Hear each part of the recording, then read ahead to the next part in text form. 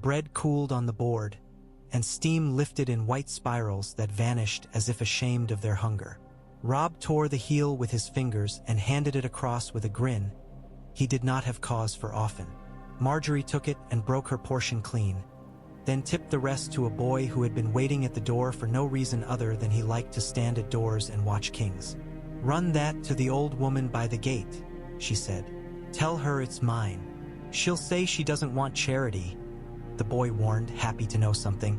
"Tell her I made it badly," Margaery answered, and the boy laughed so hard he nearly dropped the bread. They were still smiling when the next raven came. It brought the West's hand stamped in neat black. Kevin Lannister wrote without bluster. He told them his brother had gone from the world without permission and that he did not intend to let the West do the same.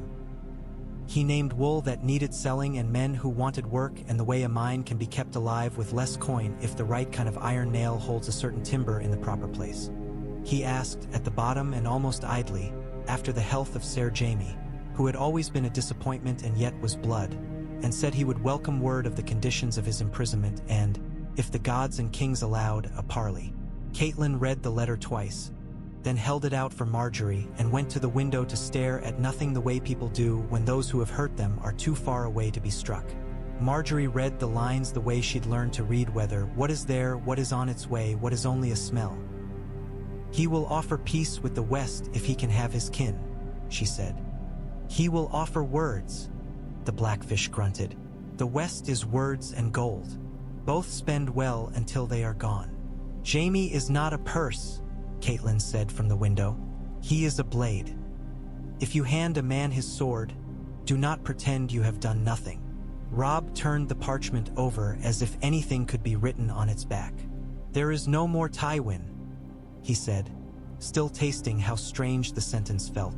"If Kevin sues for peace, it is because he knows his house cannot live on raids and rock. If we bargain, it must hold. We will not trade a man for a promise that breaks like a river skin in thaw." Margaery set the letter down with care. "Invite him to Seaguard," she said. "Not to Riverrun, not to the Twins. To a hall that remembers fighting men off the sea and owes lions nothing. Tell him to bring only a few men and to leave his heraldry on the road 3 miles out. We will show him a river and not a throne." "And Jaime?" Catelyn asked without softness. "Jaime remains a prisoner," Robb said. "He will not be paraded, and he will not be given to his kin as proof of good faith. Kevin will take the proof in our terms, or he will not take it at all." The Blackfish's mouth made its sly line. "We will show him Jaime's chains in the grain in our wood. That will do." They sent the letter south with a man who would die before he made any alteration to the words, and who had the sense to keep his horse's shoes muffled when traveling near farms because a horse is a thief where men are poor. The answer came with a speed that suggested the West wanted very much to keep its promises light. Kevin Lannister would come to Seaguard by the first full moon after the snows left the coastal roads. He would bring no more than 20 men and 1 priest. He asked that the king in the north bring his good uncle Rivernight, who always speaks sense even when others prefer it not. "Men who do not boast about their sense worry me," the Blackfish said, not unhappy. "It usually means they have it, or that they want you to trust them before the bargain," Margaery said. "We will trust the bargain instead." Seaguard smelled of salt and oak and old enemies. Jason Mallister kept his walls clean and his floors washed and his banners less gaudy than he might for a house that had been first to hear so many horns in so many storms. He stood below the tower that had once signaled raiders on every tide and squeezed Robb's arm hard enough to make a bruise because he'd been the first lord to call him king, and because bruises are an honest language. Kevin came modestly and well-arranged. He wore brown with a small bit of lion in the stitch of his cuff, as if to say he had not forgotten and yet did not think to impose a whole cat on the company. His priest was a gray man with a gray cord and a mouth that looked as if it liked soup not blood. He bowed to Catelyn with real courtesy and to Margaery with enough less to satisfy men watching for insult. They sat in a room that had warmed hard-fought winters and feasts both and put the map down the way one puts a child, fussy and loved and apt to disturb sleep. Kevin laid his hands on either side of it and did not push it toward him or away. "The West will not have the Riverlands," he said, and Jason Mallister let out a breath that he had not known he had held for 2 years. "Not by sword, not by tax. The gold that has run that way runs no more. We ask only that you give us back our men." "You have many," Robb said. "I ask only for mine," Kevin answered. "The rest we will redeem with coin and pledge, or leave to their fates if they have earned them." "Jaime is yours," Catelyn said before Robb could answer, but her tone was iron. "As long as you keep him in a cell of your own and do not let him out until this peace is older than the bread in your kitchen. He will not set foot on a horse with a lance in his hand until the world can stand up without steadying itself." Kevin took that blow and did not protest. "If you give me my nephew," he said, "I will seal letters that keep the West from the trident and from the neck. I will send my son Davin to visit every house with a lion in its hall and remind them of work that isn't war. I will send men to King's Landing with grain we did not eat this winter. I will do these things not because I think it will win me praise.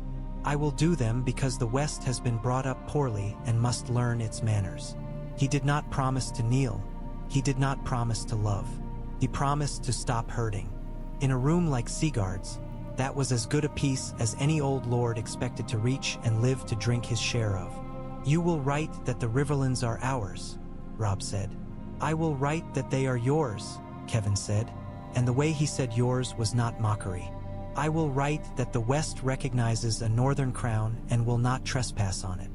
I will not write that you are king in any place where men want their kingship under one iron seat. I will not make trouble for you with a word in a southern hall." "Very honest," the Blackfish observed. "You will be hated for that in either direction."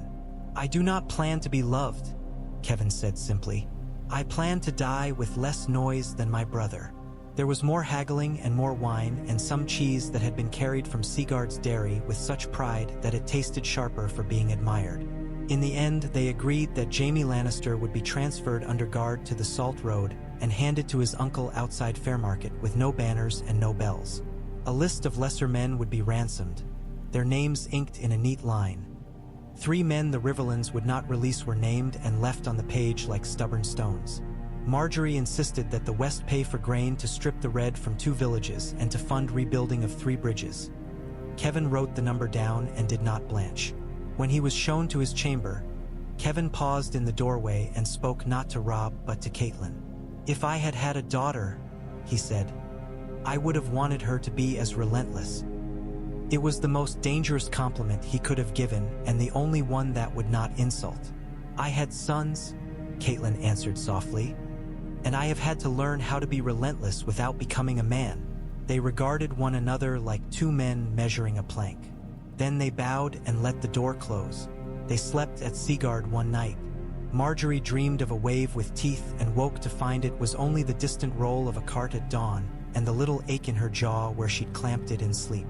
She got up and went to the kitchens and let a woman hand her a piece of bread and a knife to spread something that had been made with honey and a patient cow. She took it back up to Robb where he sat with his boots half pulled on and put it into his mouth with the knife because she could. He chewed, his eyes on some corner of the future, and then he looked at her and the corner smoothed itself. "Jaime will go to his uncle," he said. "We'll be called fools in some corners. We'll be called worse if the West regathers and comes back at us," she said. "I prefer being called a fool by a man in his bed to being praised by one on a horse." They sent Jaime away under a sky that had been polished by the sea until it shone thin. Brienne rode near enough to see but not near enough to be seen as sentimental by the wrong mouths. Jaime sat straight and without swagger. The rope at his wrists might have been a ribbon. As the party turned, he looked once back toward the sea as if he were watching a line he had crossed.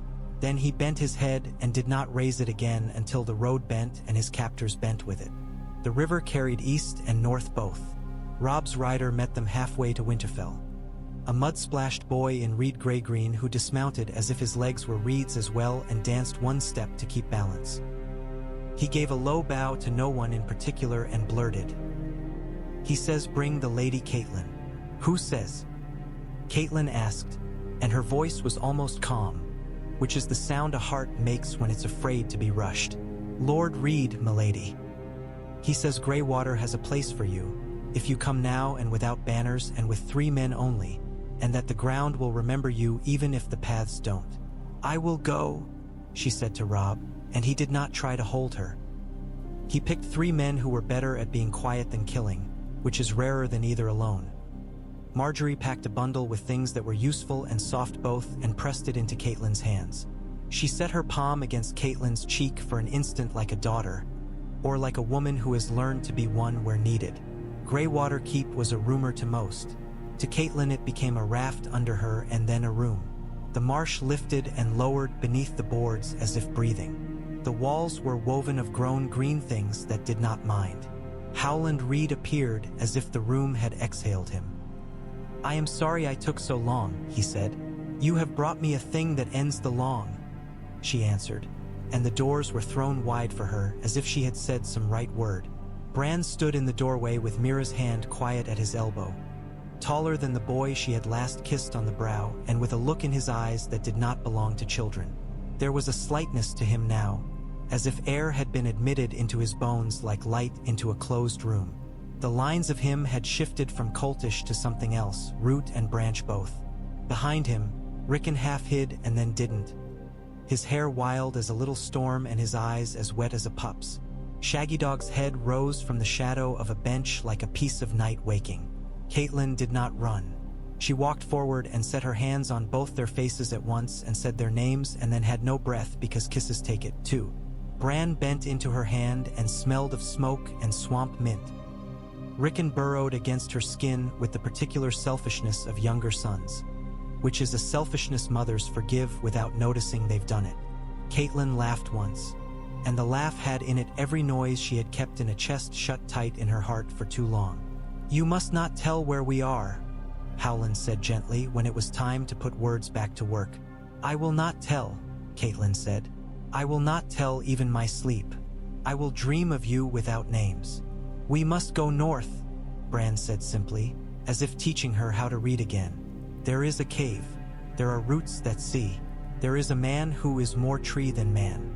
I can find it when the wind doesn't chase me. You will not go alone, she answered at once. I will go with them, Mira said, and with Jojen as far as he can, and with Hodder and with a woman who knows the smell of dead snow. Osha, Rickon said with a little proud lift to his chin. She says we are all fools, but she comes. Catelyn looked beyond the door. Hodder ducked his head into the hall with a smile like sunlight when a cloud passes. Osha leaned against a post with her arms crossed and her mouth amused, and Catelyn had the peculiar comfort of being scolded by the right woman at the right time. You should have let me kill the boy, Osha said cheerfully. But then, look what Eustaeans turned out. If you keep your rats, sometimes they lead you to bread, is what Mida said. They sat at a table that rocked, and Catelyn watched her boys eat. Rickon chattered and then didn't and then chattered. Bran spoke less and looked more and had patience in him that had not been there when he had been all running and climbing. When night came she lay between them as if the years had not happened, and her hands found their small ribs by old habit. She slept at last without dream or the ache that replaces it. In the morning Howland took her out into the reeds and said, We have our part, you have yours. He did not say what roles the gods had written. He did not say gods at all. It made Catelyn love him as much as she could love a man who was not one of her own. She kissed both boys and Osha and Mira and Jojen and Hodder, though he blushed and put his hands over his mouth as if he had been given something sweet by a lady. She walked back to the place where the boat had been tied. The ground had moved it closer without seeming to have moved at all. When she reached Winterfell again, she put her foreheads against Margaery's and Robb's in turn and told them only this: They live. He must go north. He will have escort. We will have them again only if we deserve them. Then we will deserve them, Margaery said. At the wall, a different counting was being done. The old bear had gone down in the black, and his raven had flown and then flown no more. The choosing of a Lord Commander is a thing men pretend is about honor and is usually about food and friendships until it isn't. Men named Cotter Pike and Dennis Mallister and a dozen others with good cases and bad voices. Stannis stood with law and long shadows and said what he thought in a tone that made some want to obey and others to oppose him out of old habit. Jon Snow stood with a face that looked as if it did not know how to ask for a thing for itself and said less than anyone, and that made the thing happen because men sometimes choose the one who wants it least. Samwell Tarly, fatter than he wished and braver than he would admit, counted the votes with quaking fingers and felt the moment when the number tipped into the thing it measured. Snow, he said low to no one, to the gods perhaps. Snow. Stannis listened to Jon's no to Winterfell as if it were a man saying he did not want his own leg back and accepted it as a surgeon accepts a foolish patient so long as he will be alive after. You will wish it, he said without heat. I will not offer it again. I will wish my brothers alive, Jon said, already thinking of woods and scouts and food in the wrong places, and then he went to the yard to measure men against walls and to ask boys who could not lift a spear if they could carry water twice without spilling. That day he wrote 2 letters, one to a king in snow and one to a queen in fur and wool both. Stannis's messenger carried the first. A boy from Molestown who could not read and had taught himself how to tie 2 knots carried the second to Eastwatch, and from there a red wine captain put it on a ship and swore at the wind until it let him pass. The paper reached Margaery with the smell of brine still on it. They answered with barrels of good wool and honeyed lemons that keep men from weeping when they try to chew, and with 3 smiths and 2 women who knew how to keep boys from dying of stupid. They sent a septon with a belly, as promised, and a quiet habit of sitting with men who could not sleep and telling them about things that had not hurt him. They sent a maester who had known nothing but warmth his whole life and who learned fast. Robb wrote Jon a letter that said what brothers say when they do not want to say the thing that would shame them. He did not say, do not die. He said, I am here. He said, the bread will come. He said, when you write the names, I will say them too. Theon Greyjoy bent over a table with Wyman Manderley and drew a jagged line along the northern coast with a piece of chalk.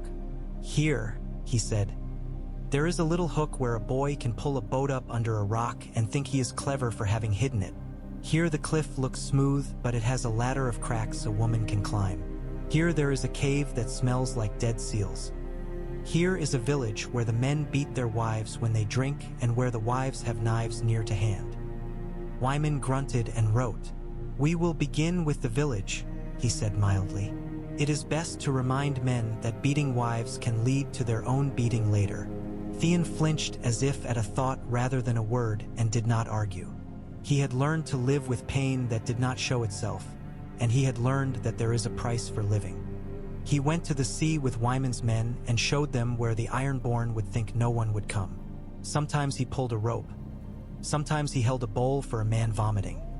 Once he took an arrow in his flesh and did not cry out because the cry felt like something he might have lost the right to long ago. When he came back to Winterfell after a month, he walked through the gate without looking up at the towers. Margaery saw him from the window and went down to the yard. You will eat, she said. Then you will sleep. Then you will tell me what men are worth buying and what men are worth breaking.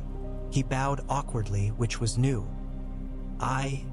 He said, and the word set itself down next to others he had said since he remembered himself, and he felt briefly like a man. Roose Bolton's letters grew shorter and then stopped.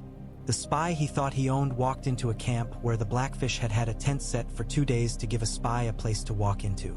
They took him and his lies and his little knife with a notch and counted him among the necessary. The next raven from Harrenhal bore a different hand. Tall hearts, round and red and angry. He runs, it said. He runs west with 3 men and a horse that will not like him.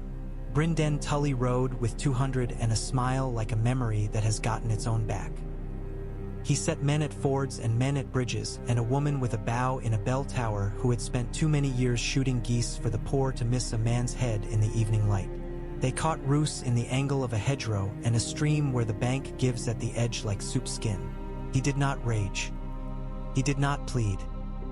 He looked at Brynden and smiled, as if they were 2 men who had discovered they were both impostors on the same ship. You should have stayed at Harrenhal, Brynden said. You have the look of a man who likes ruins. I should have been king, Roose said, almost idly, as if measuring the sentence for balance. But men always want to be a little wrong when it would do to be right. You wanted to live to see yourself ugly in old age. Brynden answered, and Roose's mouth twitched because he had been seen. They hanged him at a crossroads where a butcher from Stony September would pass, and where a woman with a cracked lip would one day put her hand on the post and feel the rough and not know why she liked it. They did not flay him. Men talked about it because men talk, but there are lines it comforts a land to hold even when tempted. The body swung for as long as a crow's patience. Then it did not. In Old Town, a maester with a face like a loaf left in a fire too long gave Samwell Tarly a key and a sentence. "Go north," Marwyn said. "Go back north with a box that will keep the wind out, and take this glass and the words about it. The world will be less for your leaving, but more for your arriving." Sam held a packet of dragonglass arrowheads and a book whose letters he had traced until he knew how they smelled. He thought of Gilly and the boy and the way she said his name as if it had always been hers to say.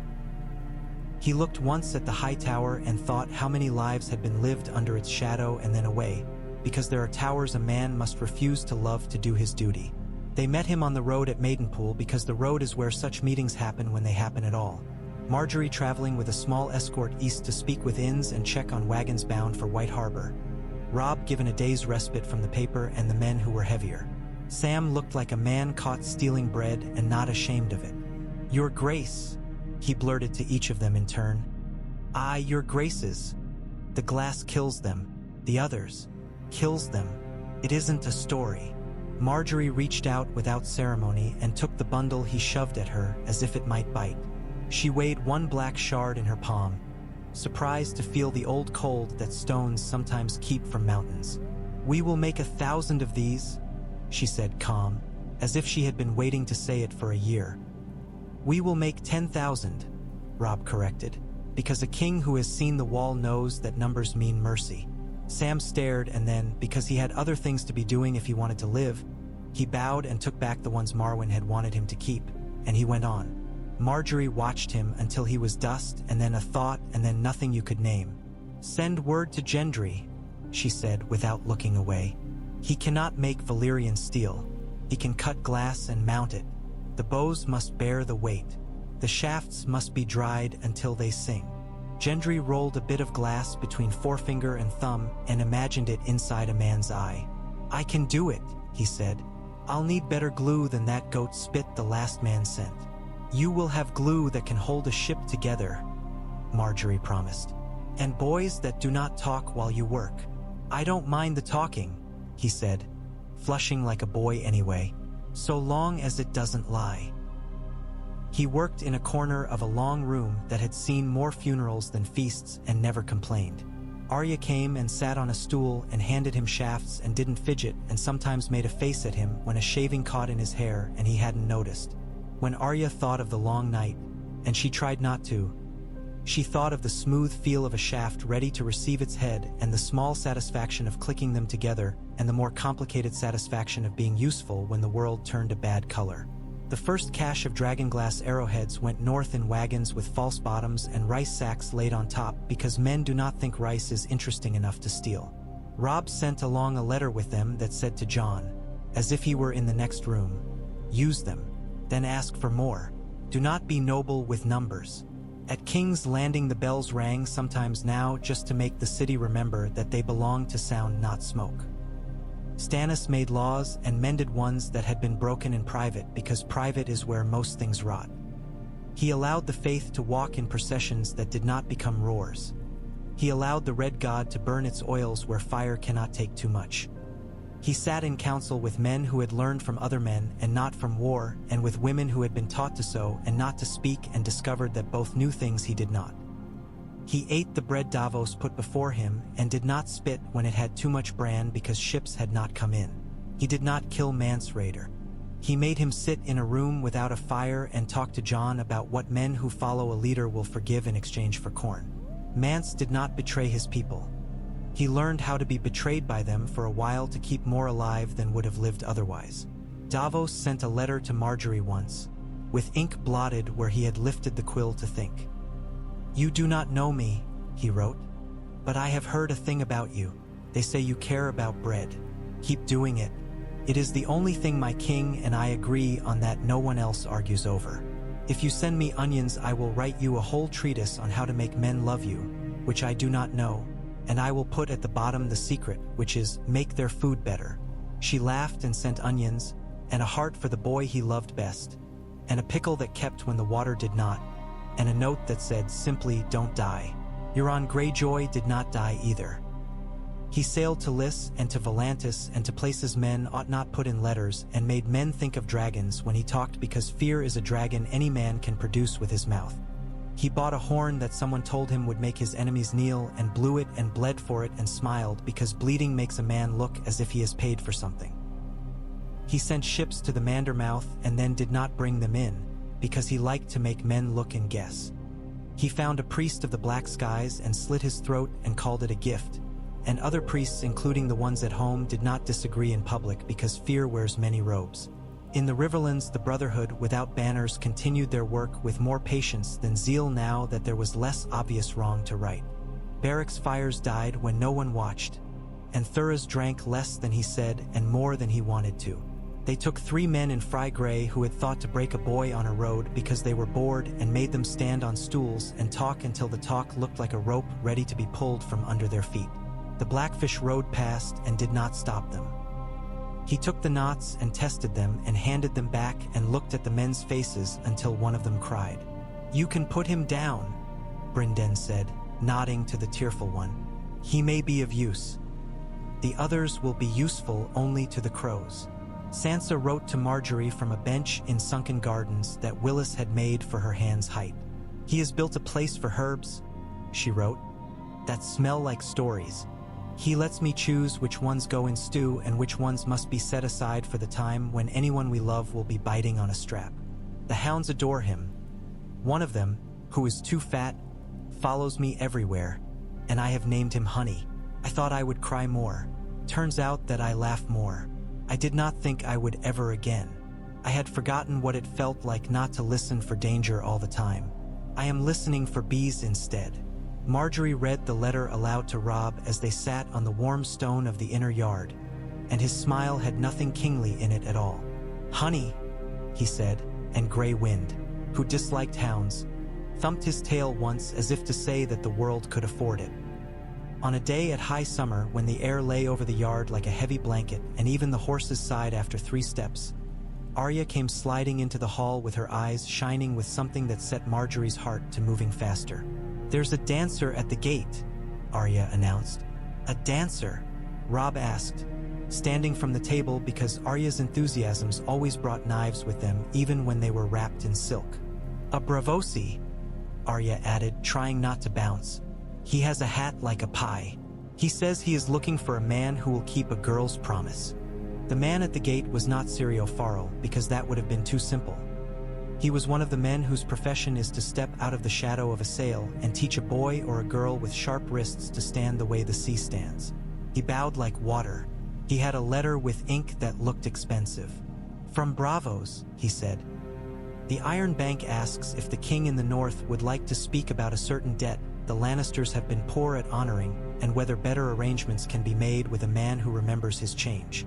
"Tell them," Margaery said, taking the letter, "that we bake our own bread, but we do not turn down flour."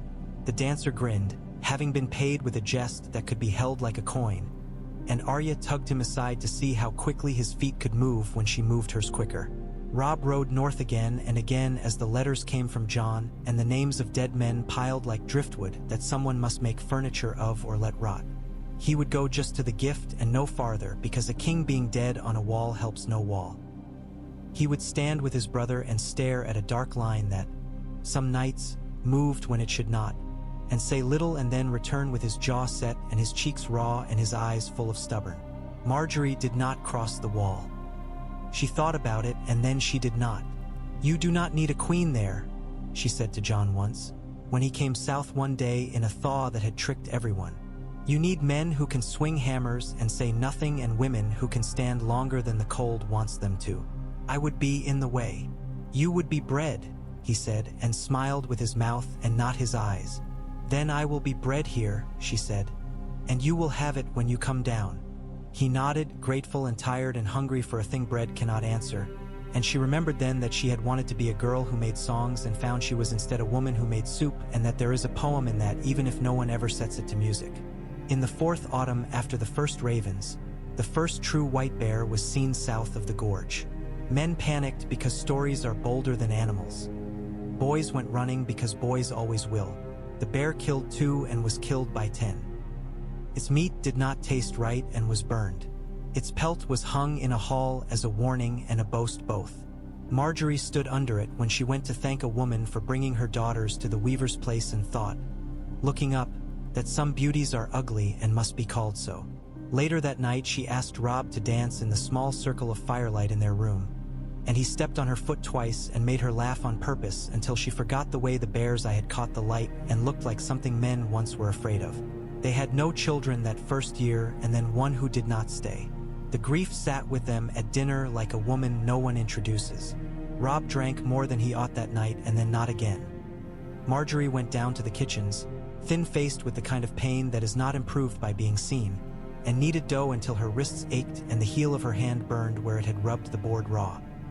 She baked a loaf she did not intend to eat and took it to the old woman by the gate and said nothing when the old woman took one bite and then wept and gave the rest back. Later, months later, there would be another child, and she would come with a red face and a hungry mouth and a sleeping habit everyone praised as if she had invented it. They named her Winifred for a woman who had fed them all. They called her Wind to save breath. Grey Wind lay by the cradle because someone had told him to. He tolerated the insult because his pack had enlarged. The ravens kept coming, and men kept going out and not coming back, and the maps were redrawn around the edges where snow had eaten villages and where new ones had been planted. People moved like chessmen and then allowed to stop. Stannis sent south news of victories that did not look like much and that made the difference between breath and none. A gate held, a tower kept, a boy not left to die. He sent south the names of men who had saved men for no reward and wrote beside each, "Send them small coin," in his own hand, and Margaery did and more. At last there was a night when the northern lights stood like spears above the world, and the sound the wind made at the corners of houses had the pitch of a woman's scream far away. Jon Snow blew the horn and men came, and the thing that men had called story for so long and then rumor and then fear came down the slope like frost learning to walk. Arrows with black heads sang and shattered things that ought not to be shattered and then, sometimes, did not because the angle was wrong, because men are wrong, because chance still rules. Valyrian steel sang too, less often, deeper. Fire ran, living, and died. In the morning a few living men sat together and passed the skin and did not speak for a while because when you have lived through a night like that, what can there be to say that repairs a thing? The letter came late and short and with a line of soot at one edge, as if the parchment had been held too close to a candle by someone whose hands had grown clumsy from cold. Robb took it in the yard and read it and looked up and looked like a man who has been told that a flood has reached the last house but not his. Margaery watched him and went to him and took the paper and held it up so the light could show through. "Alive," he said, "unnecessary." "Alive?" she echoed, "necessary," as if repeating the word made it grow fat and happy and unlikely to move. "They will hold," he said, "for now," and she nodded. "For now" is a blessing and a warning both. The years wound. They did not march. They looped like thread through the same holes at different angles. There were still Freys trying to be dogs. There were Lannisters writing politely and doing as they had promised more often than not because a man like Kevin had given them back their discipline, which is always easier than virtue. There were Ironborn on shores they had no business visiting and Ironborn floating face down when Wyman's boys met them at low tide. There were children born in months when no one expected it and weddings made because two people caught each other's eyes at a market and realized that life is easier when you have a voice to call with. Margaery stood one winter with Wyn asleep against her shoulder and watched Sansa teaching a girl to cut leeks. "You will smell of them," Sansa warned the girl, laughing. "But all good things smell of something. Babies of milk, bread of yeast, summer of rot. Do not trust a thing with no smell. It is hiding itself." Wyn stirred, head tucked under Margaery's chin like a bird. Robb came in with snow on his shoulders and shook it off like a dog. And her heart did the small foolish thing hearts do when they see something they've seen every day for years and still are warmed by it. Bran is north, he said, breath smoking. He has reached the place the reeds spoke of. The wind carried a message to Jon, and Jon sent it to me as if it were any news. He used 3 words. He is there. She closed her eyes and saw a boy with a face like a pale leaf. Then the roots have him, she murmured. The world will remember us now, even when we do not remember ourselves. Robb crossed and put his hand at the back of the baby's head, as if steadying something that did not need it. He kissed Margaery's hair and her forehead and then, lightly, her mouth. If he can see into the past, he said, half laughing, half awed. Tell him to tell father that we did not ruin it all. You tell him yourself, she said, smiling. He will hear. He has always heard you. When spring finally decided to treat the north as something it could love and not merely bully, the trees and the gods would unfurled green so sudden men swore someone had painted the leaves in the night. Wind toddled toward a puddle with fierce intent, and Margaery let her reach it and did not stop her from stepping in. The child shrieked at the cold and then stamped in it until her stockings were soaked and she wanted to be carried. Margaery picked her up damp and filthy and perfect and thought that being a queen means choosing which things to stop and which to let happen and which to join. Later that day, after the child slept with her mouth wide as if to catch dreams, Margaery went to the wall above the gate and looked out onto the road. A caravan had just come in from the south bringing cinnamon and cloth and a woman with a face like a mountain and a man with a lute and a letter from Olenna. We will die soon, it read in a hand like a scold. Because that is what old women do. Do not be sad before the day. Plant something we can neither see grow nor eat. That is how you make a house that lasts longer than your bones. Margaery folded the letter and tucked it into her sleeve and went to find the gardener and ask him where he could spare a bed. She wanted to plant something that would not flower until after she herself had become part of the ground. The gardener suggested a pear. They take their time, he said, and when they are ripe, they are heavy, and they know when to drop into a child's hand. She laughed. A pear then, she said, for a girl who will swear she remembers planting it and will not. For a man who will swear he was there and will not have been. For a place that remembers better than any of us. Robb came looking for her at dusk and found her with earth under her nails like any woman who had done a day's honest work that would not bear fruit tonight. He looked tired and pleased with himself in the small way men are when a small difficult thing has gone to plan. Wyman's men took 6 boats at the Flint Cliffs without losing one, he said. And Jon sent a letter that had a jest in it. I did not know he remembered how. War teaches boys to be men, she said. Peace teaches men to be boys again, a little when they can afford it. She wiped her hands on her skirts without caring and pulled him down to sit on the step with her, where they could see how the last light made the stone look as if it had been greased. Did you know pears can choose when to fall? I have always preferred apples, he said solemnly. But I can be persuaded. She leaned her shoulder to his. You are better at that than you know, she murmured. He set his hand over hers, and they sat like that until the stars came out like bits of broken crockery scattered across a dark table. In rooms across Winterfell and the lands bound to it, men and women lay down and slept. Some slept alone and sighed in their sleep. Some slept in 2s and 3s and reached for one another with feet. Some lay awake and listened to the small noises of a house that breathes. In King's Landing, a man who hated wasting oil trimmed a lamp and did not let the flame gutter. In Old Town, a boy read until his eyes burned and told himself it was for the world and not for the pleasure of knowing.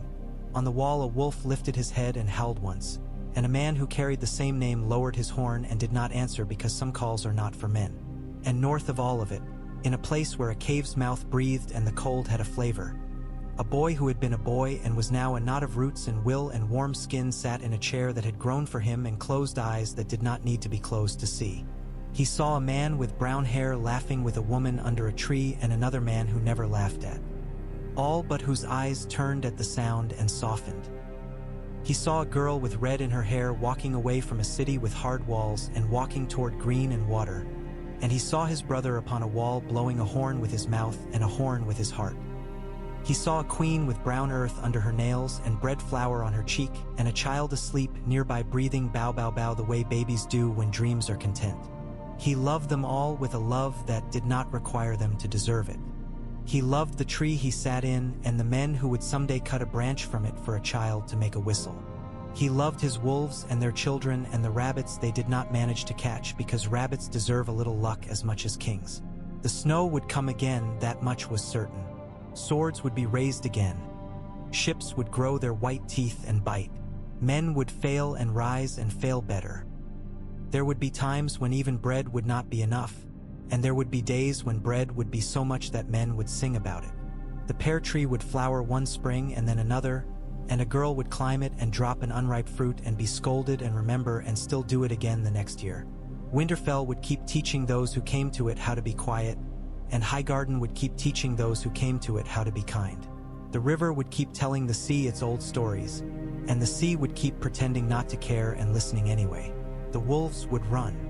The roses would grow thorns where needed, and somewhere in the lands between, where a woman with a crown goes to the kitchen and is handed a knife to spread honey and uses it on a king's lips because she can, the world would take their measure and find it not perfect and good enough. In the end, when men old and tired tell the tale in pieces over cups that have been used by 3 generations of hands, they will not agree on the size of the armies or the exact banners over a given hill. They will argue whether a certain parley happened at Seaguard or Fairmarket or in a letter that smelled of smoke. They will remember wrongly the day the bear came south and the afternoon the pears fell early. But they will all remember this, that a wolf and a rose learned how to share a garden because they needed to, and then because they wanted to, and that the bread was good.